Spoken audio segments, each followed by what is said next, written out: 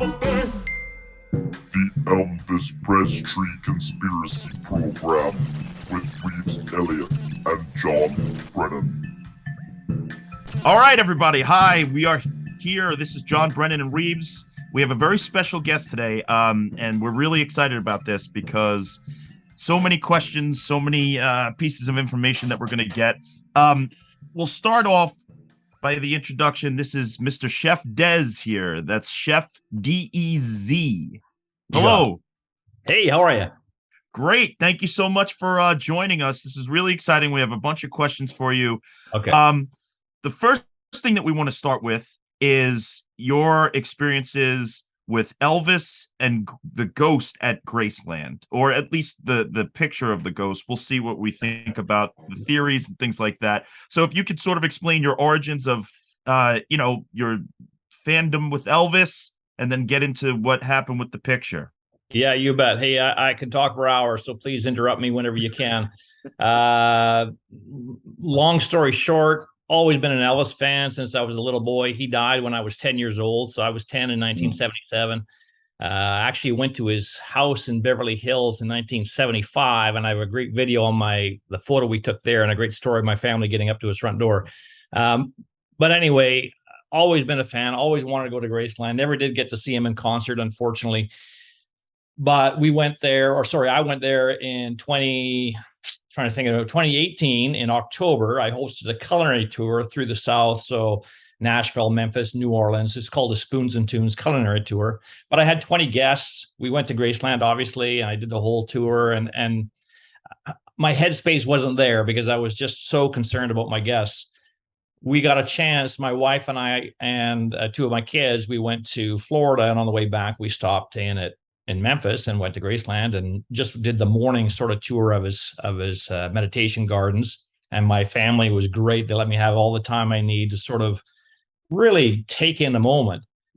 And so we did. And as we were walking down the driveway to leave, I was walking with my wife and kids, and I was saying to her, like, man, look at these trees. Like, if these trees could talk, it would be amazing. And I just felt compelled to turn around and take a picture of the trees.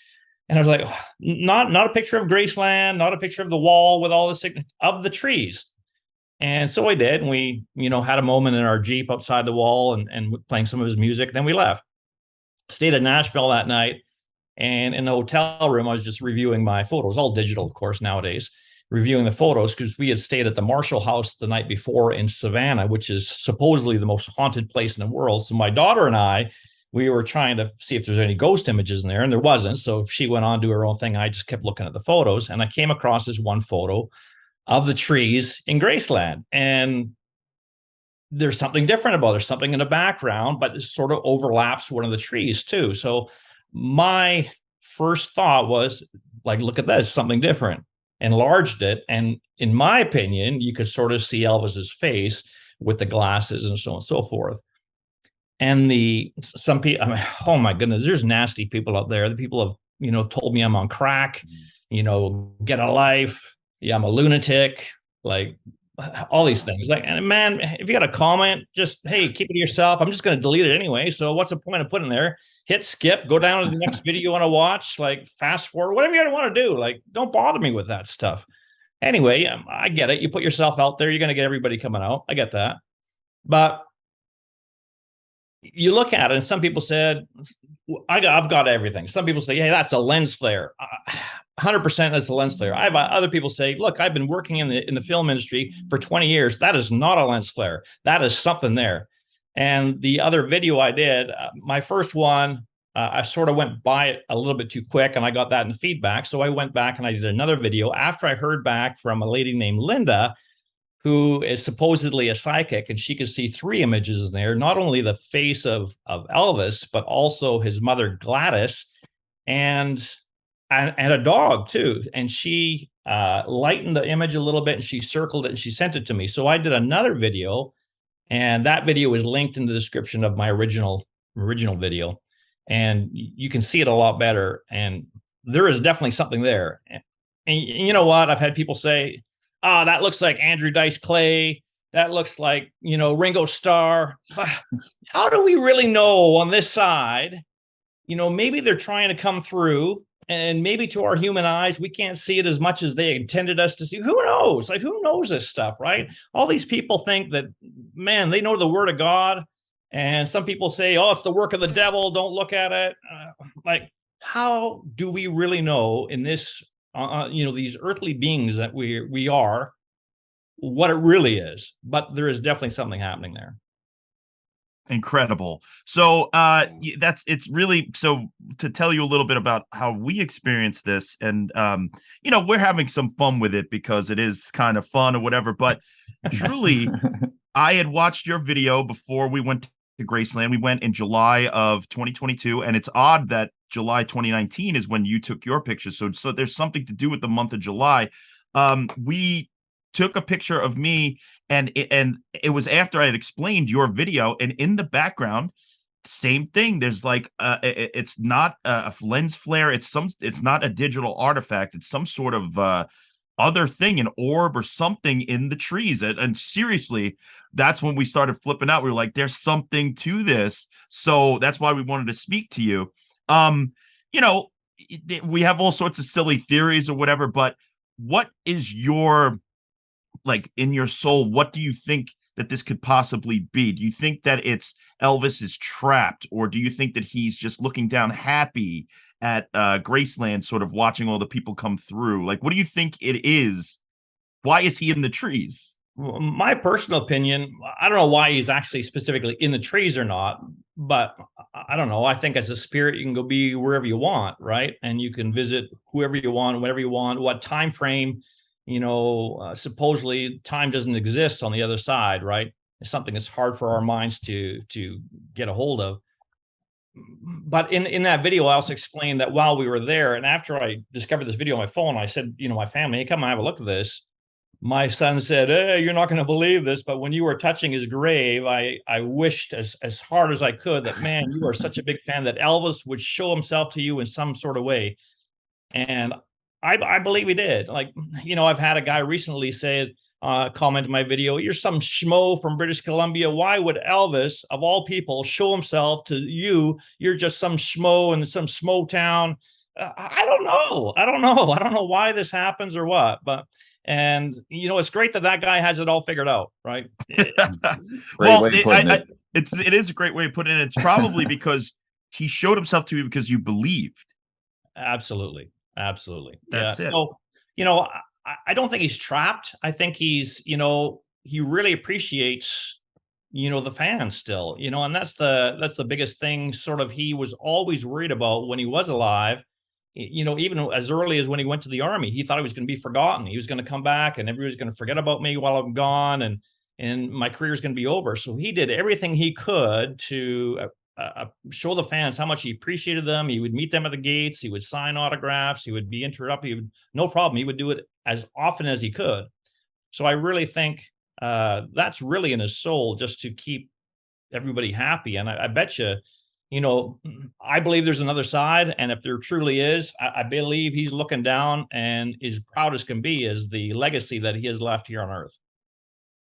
Beautiful. Rives, what are your burning questions? My burning questions, well, first of all, you've had other experiences with ghosts.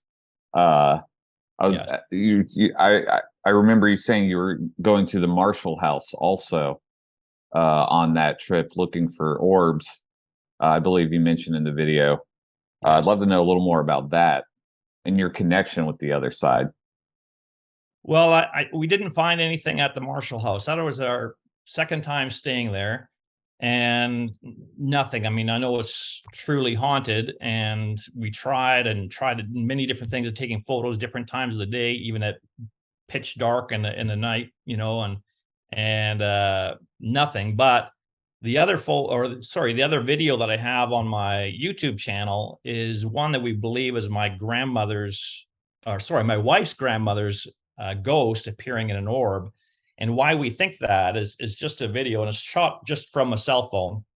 Our daughter was really young at the time, and she came into our bedroom. We're just laying in bed, having coffee, reading a book, whatever. And she wanted to sing the Cyndi Lauper song True Colors to us. And she, innocent little girl. And at the one side of our bedroom is my wife's grandmother's old writing desk, that my wife uses as a vanity, and just an antique piece of furniture. And as she starts singing, and we couldn't see at the time of recording, it was just, hey, we're recording our daughter singing a beautiful song.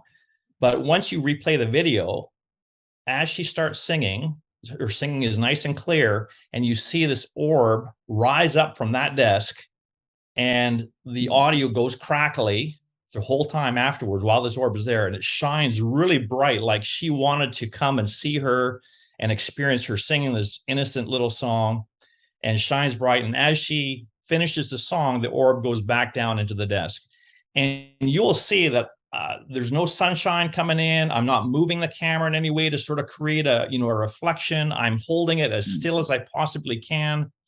There's no other talking. There's no dog. There's no nothing. So again, I've had people say, "Oh, you're moving the camera. I can see you're moving it." I'm not moving it. Like, just watch it, man. So there's so many people that want to believe, but there's just as many people that don't want to believe for some reason. Yeah, now I watched that video that you're speaking of with True Colors and your daughter and the orb. Was that before or after the Elvis experience? Oh, that was before. Yeah, she was a lot younger then. Yeah. Yeah, it's really interesting. I wonder if there's a connection between Cyndi Lauper and Elvis. There has to be. There has to be something that connects the two. Well, Now, I don't know. I don't think that's Elvis coming out of the desk. You never know. I mean, that would be really something. The desk is made of wood. The trees are made of wood. There's a parallel. You touched upon it really quickly. What was it like to go viral? I mean, was it an overwhelmingly negative experience, or were there some people that truly supported you in your claims and your findings? Oh, lots of people that support me for sure. And you know what? I'm not an idiot. I know once you put yourself out there, you're going to get everybody coming out of the woodwork. You see that all the time, right? So, man, I got big shoulders. I can handle it. I mean, whatever you're going to do. It's really sad and disappointing, though, when people just want to attack other people for no good reason. My intentions are innocent. The photo's untouched. Take it what you will. And that's why I say in the photo, hey, if you want to believe, great. If you don't believe, hey, that's fine too. I get it. I'm not trying to say that my opinion is the truth and everyone should believe my opinion. It's an opinion of what happened and what I see. That's it, right? So I'm glad I did it. When I actually first posted the video, my son, he's 16 now. At the time, he had a YouTube channel. He posts like his gaming stuff, and he would come to me, hey, guess how many views I got and stuff like that. So I just thought, you know what, I'm going to post this. And we're looking at, the views going up 10,000, 20,000, 30. I think I'm just almost 800,000 views on this video. And as it was growing, I kept showing every day. So I can't believe that I've been posting stuff on YouTube, and I can't, no one's watching my videos like that. How many subscribers you got now? And so there's a lot of Elvis fans out there, and most of them are very sincere. One other thing I want to say, if you don't mind, is people keep messaging me about this Bob Joyce pastor guy. Elvis didn't die. He's Bob Joyce, the pastor in Arkansas or wherever this guy is. Just because he looks like Elvis and he sounds like Elvis and he has the mannerisms of Elvis does not make him Elvis. Look at all the impersonators out there. I mean, Orion, there's so many people out there that sound and look like Elvis. Yeah, man. Like Mark Anthony, for example, he's Australian. He's one of the best Elvis impersonators ever. I saw him in concert, and he pulled off 50s, 60s, 70s Elvis, no problem, without a T, everything about him. I don't claim that to be Elvis. Give me a break, people. Like, it's just, and again, my opinion. Hey, you want to believe he's still alive? Man, I'd be the first one celebrating with you if that's true. Same. Rives, what else you got? Well, I would actually like to know a little more about Linda, because when I was watching, anyone listening, I would watch both videos on Chef Dez's YouTube channel here, because I found the second one to be particularly compelling when with the photo of Gladys, Elvis's mother, and the dog. And as you say in the video, the dog, that's maybe a little more of a reach. I can see it. You can see image of a dog, but the image of Elvis's mother is dead on.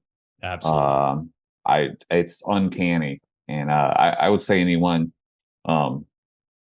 questioning, as you said in the video, the image of Elvis looks a little like Andrew Dice Clay, maybe Ringo Starr. This image of Gladys is just spot on. And so I guess I would like to know more about Linda, and maybe if you have any thoughts about Elvis and his mother in the afterlife, hanging out, looking down on us together, reaching out to the fans at Graceland. Just love to know more. Yeah, well, I just think it's true. I mean, why can't it be true? He loved his fans. He loved his mama, and man, she just adored him, right? I mean, obviously Jesse Guerin didn't make it, and this was their only child, so she doted over him and was so proud of him. Was so scared every time he'd go on the road. So, like, why wouldn't they show up together? Why wouldn't they be hanging out in the trees in Graceland? But obviously not physically in the trees. But you know what I mean, right? Why wouldn't they? And being overseeing this whole thing. I mean, supposedly, I mean, there's still rumors. People say, "Oh, Elvis really isn't buried there. He's buried in a secret location or whatever." I don't believe that to be true. So if I get that, our physical bodies are no longer connected to our spirits and stuff like that. But if his physical body is there and his mother's physical, I should say remains at this point, obviously, remains are there, then why couldn't that be them, overlooking the fans and Graceland and taking it all in? Why not? Absolutely. Thank you. So to slightly not switch gears, but to talk more about you and your career, Elvis had a great connection to food, and you're a chef. What are some of your, what's your origin with being a chef? I've read in your bio that at 13 you made your first full meal for your family. What is it, l'orange? Duck à l'orange. Yeah, that's amazing. So, what was how did you get started with cooking and things like that? Yeah, well, first of all, you could tell how old I am because, I mean, that used to be a gourmet dish, duck à l'orange. Everybody used to talk about that. So in my mind at 13 years old, hey, I'm going to make this, right? And I just used to experiment with food. My mom, she was a single mom for a number of years, and she had to raise 4 kids on her own and work full time. And so any chance she could get of getting us kids to help in the kitchen, man, she welcomed it. So that's where my passion for food began. When I got older and I was in high school, I thought more with my head than my heart, and I was really good at math and accounting and stuff. So I went in to be an accountant. I was actually an accountant for a number of years before I switched gears and decided, no, I need to follow my heart and really follow what I want to do for food and cooking, and launched into my career as an accountant. I launched Chef Des Enterprise on the side. I had enough restaurant experience, different jobs and stuff like that I was able to challenge the Red Seal exam. So in Canada, we have the Red Seal certification. That means you're a certified chef, or you can be a Red Seal plumber or a Red Seal electrician. That's sort of our trade degree that you can get, sort of say. And so I'm certified Red Seal chef. I decided just to launch my own business, just doing like private dinner parties in people's home. I didn't want to go and, flip burgers after I worked a whole day at the office, being an accountant. So I just wanted to do something on the side. It didn't really take off very much because there's only a certain, market for that. Private dinner parties where a chef comes into your house. So I started teaching at the local community schools and stuff like that. My classes started selling out. So I started writing columns in the local newspaper. And all it took was me just calling the local newspaper and say, hey, you haven't got a food column in your paper. And they're like, no. And I said, how many of your readers do you think eat food? Probably all of them. How about we give them some ideas to what to make for dinner? And they said, hey, great, send me some samples. So how I built my column right across Canada and actually through Washington State a little bit was just simply that, approaching newspapers and say, hey, look, I'm willing to give you a column for free. I'll send you a new one every 2 weeks with my image, my picture, and you have to put my website, my picture, and call it Chef Des on Cooking. Other than that, you can do whatever you want with it. And so that grew. My classes started selling out. I started doing classes in many different locations, cooking shows. And basically June 2008, I quit my full-time day job as an accountant and started doing this full-time, and I haven't looked back since. And it's just been phenomenal. Fantastic. Amazing. Yeah. So I don't make any fried peanut butter and banana sandwiches or. Well, yeah, that was my next question because Yeah. Yuki Nakamura, my associate, and we started a cooking show because I've always wanted to get better at cooking. I know a few things like how to make a good omelet or a Sunday sauce, but Yeah. I have a cookbook called Are You Hungry Tonight, which has all of Elvis's favorite recipes. Awesome. So Awesome. Good for you, man. yeah, I cooked for Yuki. I did two. I don't know if it's going to be released by this time, but I did two things. The peanut butter and banana sandwich didn't come out that good. I burnt the toast. And but the meatloaf I made, he gave me a 10 out of 10. And Awesome. yeah, so it's Are Yuki Hungry Tonight? So okay, so have you cooked any other of Elvis's favorite recipes, or it's just, that's the famous one, the peanut butter and banana? Yeah, well, one I actually have, and I did put it in one of my earlier books, was the red eye gravy. You know what red eye gravy is, right? That's in the book. Yeah, I want to cook that for sure. Yeah, and I'm telling you now, I mean, well, for the people that don't know, it's the fat from a pound of bacon. So you cook your bacon, do whatever you want, eat the bacon, whatever. So you have the leftover fat from 1 pound of bacon, and you dump in a cup of black coffee, and you simmer it down, and you dip your biscuits in it, whatever. I'm just telling you, you could put bacon fat in an old shoe; it would taste good, right? And this is phenomenal, addicting. I don't make it often because that's not the first thing I want to put in my body all the time. But it is good, man. I mean, bacon fat and coffee with biscuits. Come on. Sounds pretty amazing. I got to be honest. Yeah. And simple. A monkey could make that, right? What would you think about cooking in Elvis's kitchen with the carpeted floor? Oh, good question. Good question. Well, carpeted floor or not, that would be my dream come true, to cook in Elvis's kitchen. I don't care who I was cooking for. I don't care what I had to make. If I could actually physically go in that kitchen and cook in that kitchen, man, I mean, that would be over the top. It'd be the most thing I could ever ask for, not only in my career, but for me personally, as a person, as a human being, as a lover of Elvis. So, man, have you guys got connections that we can make this happen? You never know. Well, I'll pay for my flight there and everything. Awesome. That's good to know. I mean, I heard that the family sometimes is still able to get together and use the facilities for holidays and things like that, or at least they did in the past. So you never know. But the carpet on the floor, what do you think that was all about? Was it just the way that they wanted it to look? I mean, that's an interesting choice. Yeah, I think it's a 70s thing, right? I mean, I remember being a kid in the 70s and we had shag carpet in the bathroom. Like, now that's nowadays, a bad idea. Yeah, how unsanitary is that, right? I mean, we won't go into any details, but I'm sure you can imagine. Well, if you have kids, it's going to be like Apocalypse Now in there. That's terrible. Well, there's a reason why, as kids, we put Cheerios in the toilet when the boys are trying to learn how to pee, right? Their aim is not that great. Let's be honest. Even some adults, I've worked in a lot of office buildings in my time, and sometimes you go in and thank God there's not shag carpet in the bathroom. Yeah, move closer, man. It's not that big. Incredible. So as a chef, what are some of the best skills to learn starting out, either for an amateur such as myself or a professional? What are some skills that you would say that you should start out with? There's so many. There's so many things to learn, and really, I'm sorry to toot my own horn, but this is the whole reason why I developed my YouTube channel, to get people in the kitchen more. I actually have Zoom classes, so I do Zoom cooking. And that was stemmed from, obviously, the pandemic. So once the pandemic hit in spring of 2020, all my shows were canceled. All my classes were canceled up here. Everything shut down in British Columbia. All the businesses shut down. The streets were like ghost town. You were ordered to stay in your house unless you were going out for necessities. And I literally had zero income for 2 months. I was like, what the hell am I going to do? Like, how am I supposed to raise my family? So on and so forth. And I almost went and got a job as a meat cutter just so I could bring something to the table, so to speak, right? And somebody suggested to me, hey, why don't you do Zoom classes? I'm like, online? Like, people can't even taste my food? Like, oh, how's that going to work? But I had no choice. So, you know what? I'm gonna try it. So I did a couple of sample classes. Hey, completely free, advertised on Facebook. They sold out right away because it was free.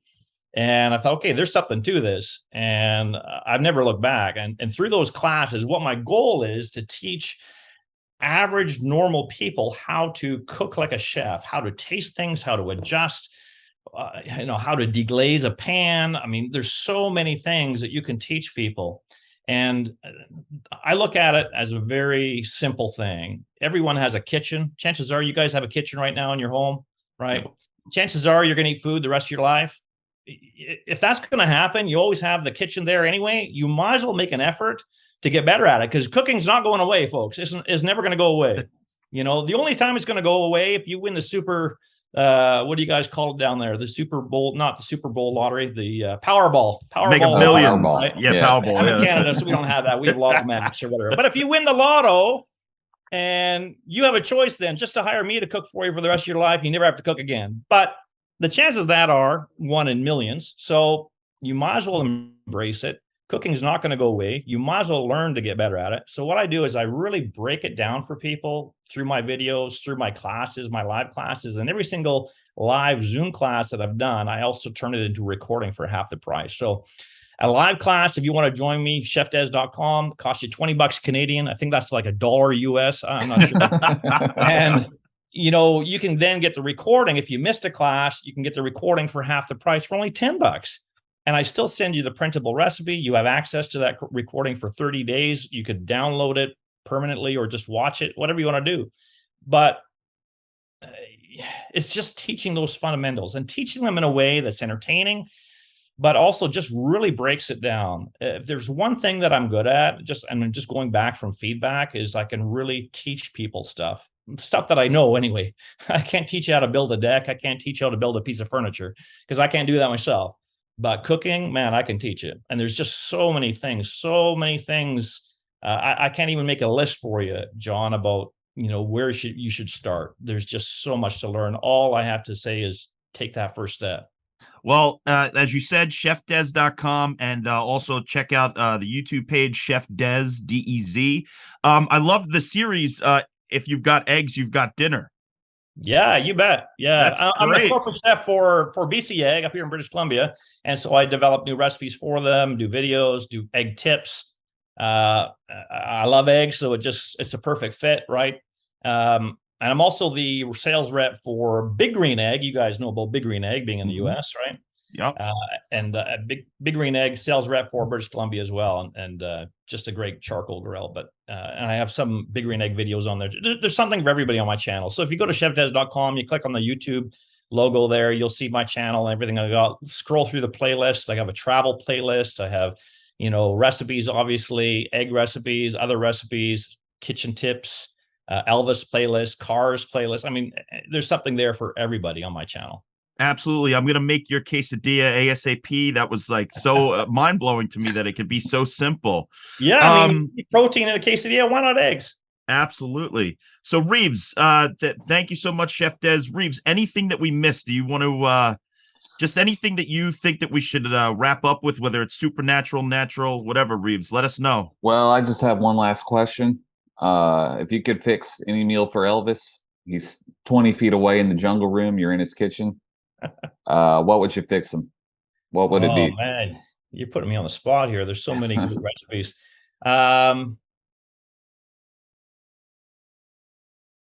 Probably, man, I don't know. It's got to be something with bacon for sure, right? Like he didn't eat a lot of greens, from what I understand, either. Otherwise, I have like a warm bacon dressing that I put on greens that he would just absolutely love. But any sort of fatty sort of pork, braised pork dish, pork shoulder, maybe pulled pork or something like that.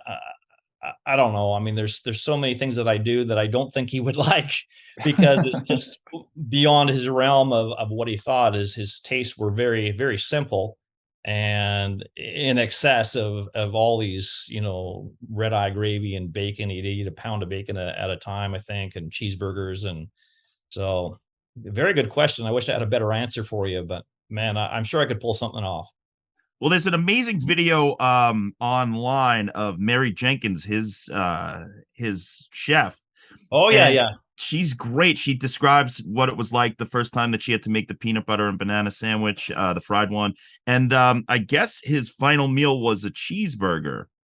So maybe putting bacon on top of that cheeseburger would really make Elvis, happy. There you go. There you go. I would like to think that I could do something a little bit more intricate than just putting bacon on a cheeseburger for him if I ever got that opportunity. But obviously, in this lifetime here on Earth, I'm not going to have that opportunity. So I don't know if we can cook in heaven or not, but I'm sure going to try. Well, in the afterlife, in the trees, you would never know. We might all join together and have a big, nice sort of supper together. You got it. Cooked by Chef Des. Chef Des, thank you so much for coming. Check him out, chefdez.com. We really appreciate it, and thank you for having fun with us because, you know, we are having fun with this, but we also absolutely saw something in our pictures, and that's why we needed to reach out to you, because this became more than just a joke to us. We were showing people at Graceland. We said, look at this picture. This is something here. This is really true. And some people believed us and some people didn't. We appreciate you taking the time to talk to us, and hopefully we could reach out again with more. That'd be great. I appreciate you guys as well. Thanks for reaching out to me. It's been a lot of fun. Take care.